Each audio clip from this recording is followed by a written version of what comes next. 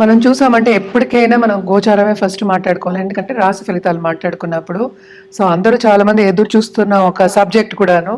అందులో year ending అంటే మనకి ఎంజాయ్ చేయాలి నెక్స్ట్ ఇయర్ అన్నట్టే అందరూ అనుకుంటూ ఉంటారు. సో, ఫస్ట్ ఏంటంటే గ్రహస్థితి చూద్దాం, గోచారం చూద్దాం ఎలా ఉందో. మనకి తెలిసిన విషయం ఏంటంటే శని ఏమో వక్రించడం అంటే నవంబర్ నుంచి డైరెక్ట్ అయిపోయాడు. సో, కుంభంలో ఉన్నారు. మేజర్ ప్లానెట్ కదా ఆయన. సో, శనీశ్వరుతోనే మొదలెడుతున్నారనమాట. రాహు ఏమో మనకి మీనంలో ఉన్నారు, కేతు ఏమో మనకి కన్యలో ఉన్నారు. ఈ నెలంతా కూడా అక్కడే ఉంటున్నారు. అలాగే జూపిటర్ అంటే గురువు ఏంటంటే రిట్రోగ్రేడ్లో ఉన్నారనమాట. ఆయన వృషభంలో ఉన్నారు. అలాగే మనం చూసాము అంటే మార్స్ ఏమో స్తంభనం మనం మాట్లాడుకున్నాం కూడాను. ఇప్పుడేమో ప్రస్తుతం కర్కాటకంలో ఉన్నారు. ఆయన కూడా ఏంటంటే రిట్రోగ్రేడ్ అవుతున్నారు అనమాట ఈ నెలే. అలాగే మనం చూసామంటే మెర్కురీను సన్ ఏమో మనకి వృచ్చికంలో ఉన్నారు. అంటే సూర్యగ్రహము బుధ గ్రహం మనకేమో వృచ్చికంలో ఉన్నారనమాట. సన్ ఏంటంటే మనకి 15th డిసెంబర్కి మనకేమో ధనుస్కి వెళ్తున్నారు. అంటే సూర్యుడు ఇప్పుడు రెండు కలిసి ఉన్నాయి కనుక కంబషన్ అవుతోంది. కంబషన్ ఏంటంటే కొంచెం స్తంభించిపోతుంది. ఇప్పుడు బిజినెసెస్ కానీ లేకపోతే ఏదైనా చెయ్యాలి అనుకున్న తొందరగా చేద్దాం ఇచ్చిపుచ్చుకోవడం కానీ ఇట్లాంటివన్నీ కొంచెం ప్రాబ్లమ్స్ ఉంటాయి అన్నమాట. కంబషన్ ఏమో ఎప్పుడంటే మనకి డిసెంబర్ 11th వెళ్ళిపోతుంది. అలాగే కంబషన్ వెళ్ళిపోయిన తర్వాత మెర్కురీ కూడా ఏంటంటే డైరెక్ట్ అవుతున్నారు అనమాట. సో ఆయన 16th డిసెంబర్కి డైరెక్ట్ అవుతున్నారు, రిట్రోగ్రేడ్లో ఉన్నారు ఇప్పుడు. అలాగే ఇంకోటి శుక్రగ్రహం, శుక్రుడేమో మనకి 2nd డిసెంబర్కి ఇప్పుడు ప్రస్తుతం ధనుసులో ఉన్నారు. 2nd డిసెంబర్కి మనకేమో మకరానికి వెళ్తున్నారు. అలాగే ఈ నెలే 28th డిసెంబర్కి కుంభానికి వెళ్తున్నారు అనమాట. సో కుంభంలో మనకి శనిను వీనస్ ఈ నెలలోనే కలిసి ఉంటున్నారు. అలాగే మూన్ అంటే మనకి తిరుగుతున్నాయి, 2 రోజులు ఒకసారి తిరుగుతూనే ఉంటారు కనుక ఎక్కువ మనం మాట్లాడుకోము.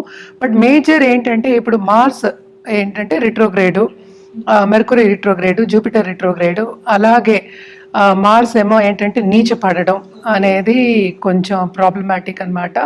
అలాగే సన్ మూవ్ అయిన తర్వాత కొన్ని రాసుల వారికి చాలా బాగుంటుంది, కొన్ని రాసుల వారికి అంత బాగుంది. ఎప్పుడు మనం మాట్లాడుకునేది మిశ్రమ ఫలితాలు మనం చెప్పుకుంటూ ఉంటాము. అలాగే జూపిటర్ కూడా రిట్రోగ్రేషన్ కూడా చాలా మందికి అంటే కొన్ని రాసుల వారికి అంత బాగుంటుంది అనమాట. శని డైరెక్ట్ అయ్యారు కనుక కొంత ఏంటంటే విరామం అని చెప్తాం కదా, కొంచెం స్తంభించి అదే బ్రేక్ నుంచి ముందుకు వెళ్తారు అని చెప్పుకోవచ్చు అనమాట. ఇవి గ్రహస్థితులు. మేషరాశి వాళ్ళకి బాగుంటుందనే చెప్పుకోవాలి కొంతవరకు. ఎందుకంటే మనకి 12వ లార్డ్ 2వ ఇంట్లో ఉన్నారు. మనకి తెలిసిన ఒక విషయం, ఖర్చులు చాలా ఎక్కువ అవుతాయి కానీ శుభ ఖర్చులు ఎక్కువ ఉంటాయి. రిట్రోగ్రేషన్లో ఉన్నారు కనుక ఆయన చూస్తున్నట్టు కొంత బ్లెస్సింగ్ ఉన్నట్టు కనిపిస్తూ ఉంటుంది అనమాట. అలాగే మనం చూసాము అంటే 5th లార్డ్ అంటే ఏంటి, ఎవరు మనకి సూర్యుడు. సూర్యుడు ఏంటంటే ఇప్పుడు మనకి 9వ ఇంట్లోకి, 5th లార్డ్ ఏమో 9వ ఇంట్లోకి వెళ్తే కనుక తప్పక పిల్లల మీద ఖర్చు పెట్టడం, అలాగే భాగ్యం డెవలప్మెంట్ అవ్వడం, ఇవన్నీ చాలా బాగుంటాయి. ఎస్పెషలీ పిల్లలు పై చదువులకు వెళ్ళాలి అంటే ఖర్చులు అనేది ఎక్కడ చూపిస్తుంది, ఇప్పుడు కనిపిస్తుంది కదా. సో తప్పక ఏంటంటే పై చదువులకు వాళ్ళు వెళ్తారు, పిల్లల మీద ఖర్చు పెట్టడం అనేది జరుగుతుంది. అలాగే ఏంటంటే గవర్నమెంట్ ఉద్యోగం చేసే వాళ్ళందరికీ మంచి నెల అని చెప్పుకోవాలి. బోనసెస్ వస్తాయి, అలాగే ఇంక్రిమెంట్స్ వస్తాయి, అలాగే ప్రమోషన్స్ వచ్చే ఛాన్సెస్ కూడా ఉంటాయి. అలాగే మనం ఎప్పుడు స్టూడెంట్స్ గురించి మాట్లాడుతూ ఉంటాము. స్టూడెంట్స్ కూడా ఏంటంటే మంచి మార్క్స్ వచ్చి పైకి వెళ్ళే ఛాన్సెస్ కూడా కనిపిస్తున్నాయి అనమాట. ఎందుకంటే 12వ ఇంట్లో రాహు ఉన్నాడు అంటే పై చదువులకి బయటికి వెళ్ళే వాళ్ళకి చాలా బాగుంటుంది. అట్ ద సేమ్ టైం ఏంటంటే ఇప్పుడే నేను లోన్ తీసుకుని వెళ్ళాలి అనుకున్న వాళ్ళకి కూడా ఈ రాశిలో ఉన్న వాళ్ళకి బాగుంటుంది. అటు పిల్లలకి, నేను చెప్పేది తల్లిదండ్రులకి, పిల్లల పరంగా చాలా బాగుంటుంది. అలాగే నార్మల్గా స్టూడెంట్స్, ఈ రాశిలో ఉన్న స్టూడెంట్స్కి కూడా చాలా బాగుంటుంది. అలాగే కాంపిటేటివ్ ఎగ్జామ్స్ కానీ లేకపోతే ఎనీ ఎగ్జామ్కి ప్రిపేర్ అవుతున్నప్పుడు, బ్యాంక్ ఎగ్జామ్ కానీ ఇంకో ఎగ్జామ్కి ప్రిపేర్ అవుతున్న వాళ్ళకి తప్పక చాలా బాగుంటుందని చెప్పుకోవాలి. ఎందుకంటే సన్ 9th వచ్చాడంటేనే చాలా మంచి విషయం. అది కూడా ఎప్పుడు అవుతోంది, 2nd half of this month 15th అవుతోంది. కానీ ఏంటంటే ఈ రాశికి అధిపతి మనం ఎప్పుడు మాట్లాడుకోవాలి, అంత స్ట్రాంగ్గా లేడు, నీచిపడి ఉన్నారు. సో తప్పక ఏంటంటే వీళ్ళ కెరియర్ పాత్లో ఎప్పటికైనా అడ్డంగాలు వచ్చే ఛాన్సెస్ ఎక్కువ ఉన్నాయి అనమాట. అంటే ఏంటంటే బాగా చేసినా కూడాను అంత బాగా చేయలేదు అన్న పేరు వచ్చే ఛాన్సెస్ ఎక్కువ కనిపిస్తుంది. అంటే ఏంటి, నిరుత్సాహపడడం అనేది కనిపిస్తోంది కొంతవరకు. సో వీళ్ళు తప్పక ఏంటంటే పరిహారం చేయాలి. అలాగే కూడాను వాళ్ళు హెల్త్ మీద కాన్సన్ట్రేట్ చేయడం అనేది వెరీ వెరీ ఇంపార్టెంట్ అనమాట. వీళ్ళకి 2nd హౌస్లో జూపిటర్ ఉన్నారు కనుక తప్పక దాంపత్య జీవితంలో కొంతవరకు అనుకూల పరిస్థితి అని నెలకొంటుంది. అలాగే శని ఏంటంటే మంచి పొజిషన్లో ఉన్నారు, 11వ ఇంట్లో ఉన్నారు, ఆయన కూడా రెట్రోగ్రేషన్ వెళ్ళిపోయింది కదా. తప్పక వీళ్ళకి ఏంటంటే దేనికైనా లాభం ఉంటుంది. అందుకని ఏంటంటే లాభం వస్తుందని నేను కూర్చున్నాను అంటే నాకు లాభం రాదు, అంటే పని చేస్తున్నప్పుడే లాభం అనేది మనం చూస్తూ ఉంటున్నాము. అలాగే ఏంటంటే ప్లస్ పాయింట్ ఏంటంటే వీళ్ళకి 10వ ఇంట్లోకి మనకి ఏంటంటే సెకండ్ లార్డ్ వస్తున్నాడు. అంటే సెకండ్ లార్డ్ అంటే ఏంటంటే మనకి శుక్రుడు అనమాట. శుక్రుడేమో మకరానికి వెళ్తున్నారు డిసెంబర్లో. సో తప్పక ఏంటి వీళ్ళకి కెరియర్ డెవలప్మెంట్ అనేది బాగుంటుంది, చాలా బాగుంటుంది. ఎస్పెషలీ ఆర్ట్ రంగంలో ఉన్న వాళ్ళకి, ఇప్పుడు సినిమా యాక్టర్స్ ఉంటారు, లేకపోతే ఎనీ యాక్టర్స్, ఇప్పుడు సీరియల్ యాక్టర్స్ కానీ ఇలాంటి వాళ్ళందరికీ ఈ రాశిలో ఉన్న వాళ్ళకి అందరికీ మంచి తరుణం. అంటే కాంపిటీషన్ కన్నా వీళ్ళు బాగా పైకి వచ్చే ఛాన్సెస్ ఉన్నాయి, మంచి ఆపర్చునిటీస్ వచ్చే ఛాన్సెస్ ఉన్నాయి అన్నమాట. అలాగే ఏంటంటే తప్పక వీళ్ళు శుభఖర్చులు అని చెప్పాను కనుక మ్యారేజ్ ఫంక్షన్స్ కానీ లేకపోతే ఇంట్లో శుభకార్యం కానీ ఖర్చు పెట్టే ఛాన్సెస్ ఎక్కువ కనిపిస్తున్నాయి. అండ్ ఆల్సో ఏంటంటే వీళ్ళు తప్పక లోన్ అనేది ఎక్కువ తీసుకోకూడదు, తిరిగి వచ్చే ఛాన్సెస్ కొంచెం తక్కువ ఉంటాయి. ఎందుకంటే మార్స్ ఏమో నీచిపడి ఉన్నారు 4వ ఇంట్లో అనమాట. సో కంఫర్ట్ లెవెల్ అనేది కొంచెం తక్కువ ఉంది, శ్రమ అనేది చాలా ఎక్కువ ఉంది. శ్రమ ఎంత శ్రమ పడితే అంత లాభం అనేది ఉంటుంది. ఎందుకంటే శనికి ప్రీతి, ఎవరైనా సర్వీస్ చేసే వాళ్ళు అంటేనే చాలా ఇష్టపడతారు ఆయన. సో తప్పక ఏంటంటే వీళ్ళు బాగా శ్రమ పడే ఒక యోగం. స్టూడెంట్స్కి అయితే అందుకని చాలా మంచి తరుణం, ఎందుకంటే శ్రమ పడితే వాళ్ళకి ఏమీ రాదు. ఈ కాలంలో సబ్జెక్ట్స్, మనకు కావాల్సిన సబ్జెక్ట్ కానీ మనకు కావాల్సిన యూనివర్సిటీ కానీ తెచ్చుకోవాలి అంటే తప్పక 1కి 2 వంతులు, అంటే పైకి ఎక్కడం కాకుండా లిఫ్ట్లో వెళ్ళవలసి వచ్చిన ఒక ఛాన్స్ కదా. అంటే తొందరగా వెళ్ళాలి అనుకున్న వాళ్ళు బాగా కష్టపడాలి. అలాగే ఏంటంటే ఇప్పుడు ఐఏఎస్ ఐపీఎస్ అలాంటి ఎగ్జామ్స్ రాసేవాళ్ళు తప్పక అది కూడా బాగుంటుంది అనమాట. అలాంటి వాళ్ళకి మంచి పీరియడ్ కింద మనం డిసెంబర్ తీసుకోవాలి. హెల్త్ విషయం మాత్రం కాపాడుకుంటూ రావాలన్నమాట. తప్పక వీళ్ళు పరిహారం చేయాలి. ఏం పరిహారం చేయాలి అంటే సన్ మూవ్ అవుతున్నాడు కనుక, ఇప్పుడు 8వ ఇంట్లో ఉన్నాడు, సో మూవ్ అవుతున్నాడు, తప్పక సూర్యుడికి అర్ఘ్యం ఇవ్వడం. అర్ఘ్యం ఇవ్వడం అంటే ఏంటంటే మనం సండే నీళ్లు వేస్తూ ఉంటారు, అర్ఘ్యం ఇవ్వడం. అలాగే ఆదిత్య హృదయం చదువుకోవడం సండే తప్పక చేయాలి. అలాగే ఏంటంటే మనకి ఈ రాశికి అధిపతి అయిన కుజుడేమో నీచపడ్డాడు కనుక తప్పక ఆయనకి కూడా పరిహారం చేయవలసిందే. అంటే దుర్గాదేవికి మంగళవారం తప్పక ఎర్ర పువ్వులతోటి పూజ చేయడం అనేది చాలా చాలా మంచిది. అలాగే ఏంటంటే ఆ రోజు ముత్తైదువుకి ఏదైనా వాయనం ఇవ్వడం కానీ లేకపోతే భోజనం పెట్టడం కానీ చాలా మంచిది అనమాట. ఎస్పెషలీ కర్డ్ రైస్ పెడితే చాలా చాలా మంచిది, కడుపు చలవ అంటారు. ఇప్పుడు చాలా మంది ఏంటంటే నన్ను సంప్రదిస్తూ ఉంటారు, డేట్ ఆఫ్ బర్త్ లేదు, టైమ్ ఆఫ్ బర్త్ లేదు, ప్లేస్ ఆఫ్ బర్త్ లేదని సంప్రదిస్తూ ఉంటారు.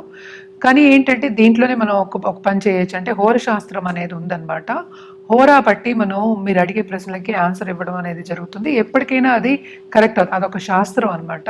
సో తప్పక దాంతో మనం జాతకం వేసి మీది ఫ్యూచర్ ప్రెడిక్షన్స్ చేసి ఫ్యూచర్లో రెమెడియల్ మెషర్స్ ఇలా చేసుకోవాలని చెప్పినప్పుడు అది కరెక్ట్ అవుతుంది అనమాట. ఇది చాలా మందికి కూడా మనం ఇచ్చున్నాము.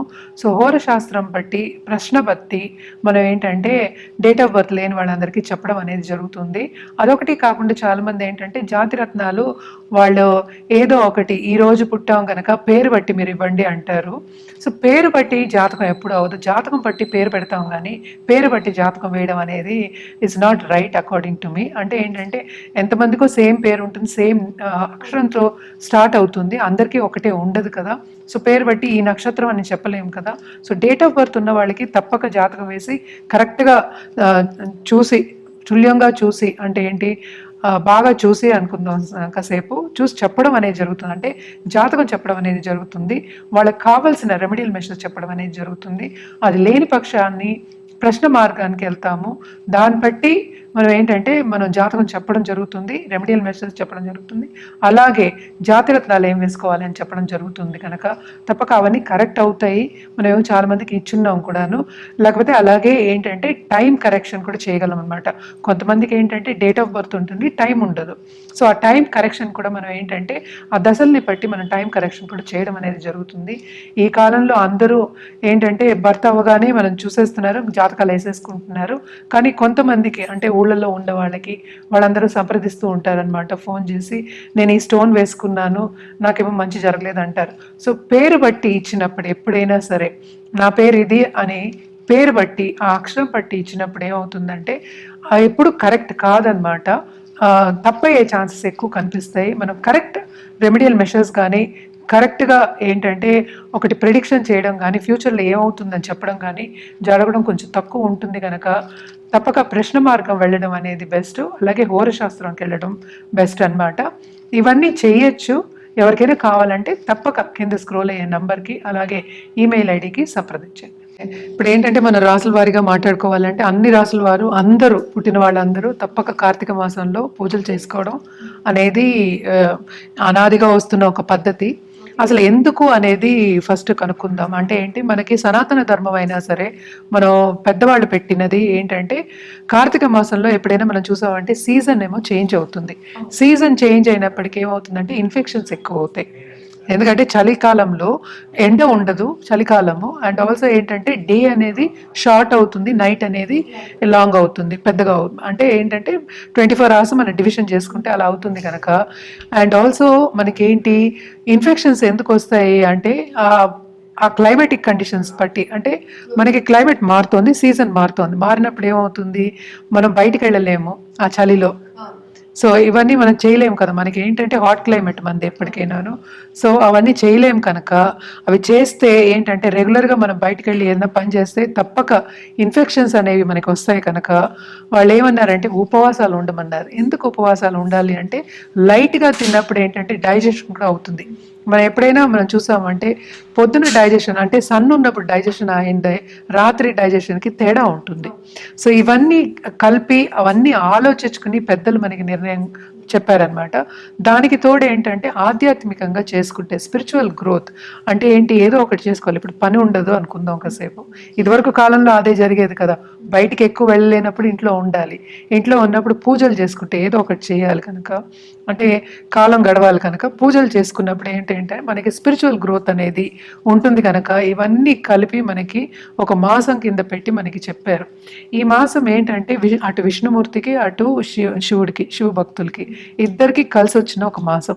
ఇద్దరిని కొలుస్తారు అనమాట, అటు విష్ణుమూర్తిని కొలుస్తారు, శివుని కొలుస్తారు. అంటే ఏంటంటే విష్ణుది అంటే కార్తీక పౌర్ణమి రోజు ఏంటంటే మనకి విష్ణు దీపావళి అంటారు కూడాను.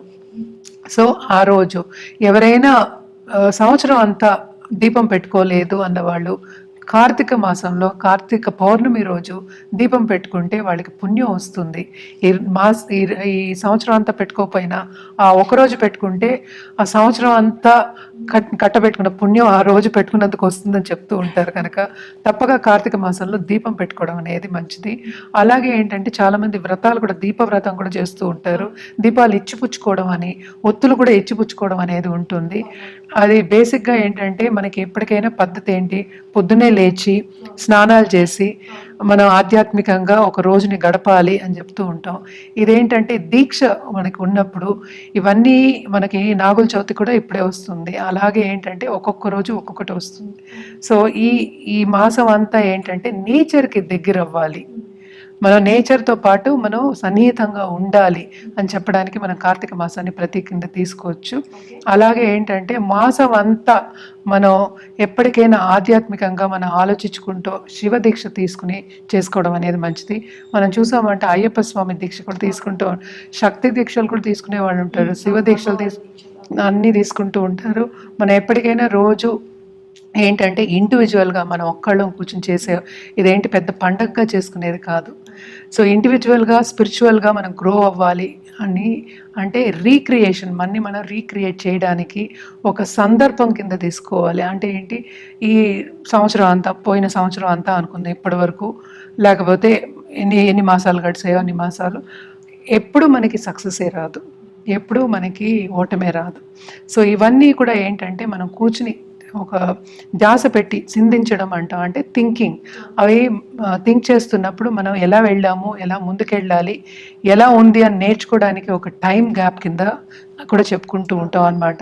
ఎప్పటికైనా ఏంటంటే ఆధ్యాత్మికంగా మనం ఏ పని చేసినా ఒక గోల్ ఓరియంటెడ్గా సంకల్పంతో చేసినప్పుడు తప్పక మన లైఫ్లో గోల్ అనేది సాధించగలుగుతాం కనుక ఈ మాసం అంతా ఏంటంటే స్పిరిచువల్ గ్రోత్కి, ఇండివిజువల్ గ్రోత్కి మనం చెప్పుకుంటూ ఉంటాం. కార్తీక మాసం వచ్చేది నెక్స్ట్ మార్గశిర మాసమే, అది కూడా ఏంటంటే చలికాలం, సో చలికాలం కూడా అంత పూజలు, ఇంకా ఇక్కడి నుంచి ఏంటంటే అన్ని పూజలు అన్ని జరుగుతూ ఉంటాయి. అలాగే ఏంటంటే పెళ్ళిళ్ళు కూడా జరుగుతూ ఉంటాయి, చాలా పెళ్ళిళ్ళు జరుగుతాయి ఈ టైంలో.